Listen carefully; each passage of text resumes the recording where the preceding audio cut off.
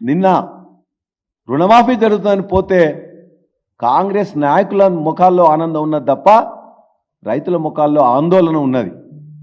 నాకు రాలే నాకెందుకు రాలే అని చెప్పేసి ఉన్న అధికారుల మీద కొన్ని ప్రశ్నలు సంధించింది. చివరికి వాళ్ళు ముఖ్యమంత్రి గారికి పాలు వేయాలని చెప్పేసి అంటే అనేక మంది రైతులు ముందుకు రాకపోతే కలెక్టర్లు స్వయంగా వాళ్ళే పాలు పోస్తున్నారు. సిద్దిపేట కలెక్టర్ మీరు చూసిండ్రు.